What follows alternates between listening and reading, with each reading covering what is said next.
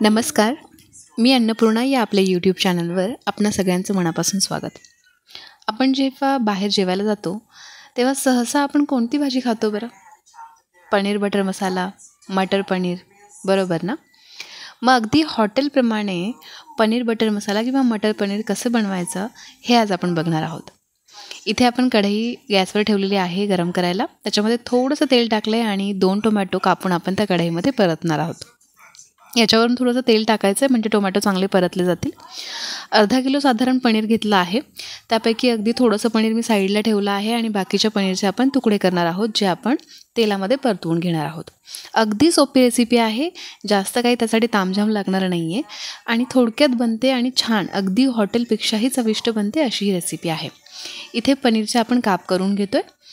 आता याच्यामध्ये टोमॅटो छान परतवून झाले की आपण ते काढून घ्यायचं आणि त्याच कढईमध्ये तेल टाकून आपल्याला हे पनीरचे तुकडे परतवून घ्यायचे आहेत. त्याच्यानंतर आपल्याकडे सुहानाचा एक रेडीमिक्स मसाला मिळतो, सगळ्यांना माहीतच असेल, तो मी दाखवते पुढे व्हिडिओमध्ये. तो मसाला मी ह्या रेसिपीमध्ये वापरला आहे. इथे मी दाखवते की पनीरचे कसे तुकडे करते आहे मी. तुम्हाला जसे आवडतात त्याप्रमाणे तुम्ही करू शकता. अगदी बारीक बारीक तुकडे करू शकता किंवा पनीरला अगदी तुम्ही त्याचा कीस करून त्या भाजीमध्ये टाकू शकता. तुमच्या आवडीप्रमाणे तुम्ही पनीरचे तुकडे किंवा पनीरचे काप बनवा. आता आपण कढई गॅसवर परत ठेवली आहे. आपले टोमॅटो छान परतवून झालेले होते, ते आपण काढून घेतले आणि तीच कढई आपण परत वापरणार आहोत. आता ज्या कढईमध्ये आपण टोमॅटो परतले होते तीच कढई आपण वापरतो आहे. 2 चमचे तेल टाकले आणि जे पनीरचे काप बनवले होते ते आपण परतवून घेणार आहोत, म्हणजे ते पनीर असं कच्चं राहणार नाही, बरोबर. मग आता हे सगळे काप आपण कढईमध्ये टाकू आणि ते छान परतवून घेऊयात. अगदी 5 मिनटं आपल्याला ते परतवून घ्यायचे आहेत. नॉनस्टिकची कढई असेल तरी चालेल, आपली ही नॉर्मल ॲल्युमिनियमची कढई असेल तरीही चालेल. याच्यामध्ये थोडंसं तेल जरा जास्त टाकावं लागेल कारण ते काप खाली चिटकतात आणि मग ते पनीरचे तुकडे जास्त होतात. सो तेवढं आपल्याला लक्ष द्यावं लागेल. आता इथे तुम्ही बघू शकता आपले पनीर छान परतवून झालेलं आहे. ते आता आपण एका ताटामध्ये काढून घेऊयात.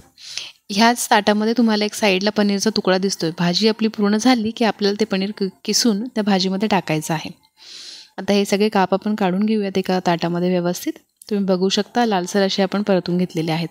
आणि आता ह्याच कढईमध्ये आपण पुढचे सगळं प्रोसेस करणार आहोत. आता इथे आपण टोमॅटो जे परतून घेतलेले होते त्याची प्युरी बनवलेली आहे आणि त्याच तेलामध्ये ते टोमॅटोची प्युरी आपण आता परत परतवून घेऊयात, म्हणजे टोमॅटोचा कच्चापणा पूर्ण निघून जाईल आणि ते भाजीला छान चव देतील. आता हे टोमॅटोची प्युरी छान परतून झाली की सुहानाचा एक रेडीमिक्स मसाला मिळतो, तो आपण वापरणार आहोत. ह्या टोमॅटोच्या प्युरीमध्ये आपण मिरची टाकली तरी चालेल. आता घरामध्ये लहान मुलं असतील, तिखट खात नसतील, तर त्याप्रमाणे तुम्ही मिरचीचा अंदाज घेऊन लाल मिरची आणि मीठ टाका. आता याच्यामध्येच तुम्ही थोडासा चाट मसाला टाकला, थोडीशी साखर टाकली तर अजून छान चव येईल. हा सुहानाचा रेडीमिक्स मसाला आहे, तो पूर्ण मी घेतलेला आहे एका पातेल्यामध्ये आणि 1 कपभर गरम दूध घेतलेलं आहे. गरम म्हणजे अगदी उकळतं गरम नाही, थोडंसं कोमट गरम दूध घेतलेलं आहे आणि ह्या मसाल्यामध्ये आपण ते मिक्स करणार आहोत. याच्यामुळे आपल्या पनीरला ग्रेव्ही छान बनेल. आता टोमॅटो छान परतून झाले की ही ग्रेव्ही जी बनलेली आहे खाली ती आपण त्या टोमॅटोच्या प्युरीमध्ये मिक्स करून द्यायची आहे आणि आता हे छान शिजवून द्यायचे व्यवस्थित, म्हणजे त्याला जो कच्चा वास येत असतो टोमॅटोचा तो निघून जाईल. आता याच्यामध्ये तुम्हाला जसं सांगितलं मी, तुम्ही वरून तडका देऊ शकता खड्या मसाल्यांचा किंवा तुम्ही साखर थोडी टाका, थोडंसं अमूल बटर टाका किंवा तूप टाका. जो बटर मसाल्याचा टेस्ट असतो पनीर बटर मसाल्याच्या भाजीचा, सेम टेस्ट याला येईल. चवीप्रमाणे तुम्ही मीठ, लाल मिरची, साखर, चाट मसाला ह्या सगळ्या गोष्टी याच्यामध्ये टाकू शकता. जर तुम्हाला आवडत असेल तर तुम्ही काजूची पेस्ट करून याच्यामध्ये टाकू शकता. आता आपलं जे ग्रेव्ही होती ती छान उकळलेली आहे, त्याच्यामध्ये आपण पनीरचे काप टाकतो आहोत आणि आता हे सगळं व्यवस्थित उकळून द्यायचं आहे, म्हणजे आपली भाजी तयार होईल. मी जो एक पनीरचा तुकडा साईडला ठेवला होता, ही भाजी आता घट्टसर असेल ना तेवढी छान लागते. मग जो तुकडा होता तो त्याचा आपण कीस करून घेतो आणि ह्या भाजीमध्ये टाकतो आहे, म्हणजे तुम्ही बघा मी जेव्हा आता भाजी व्यवस्थित हलवेन त्यावेळेस ती किती घट्ट झालेली आहे तुम्हाला कळेल.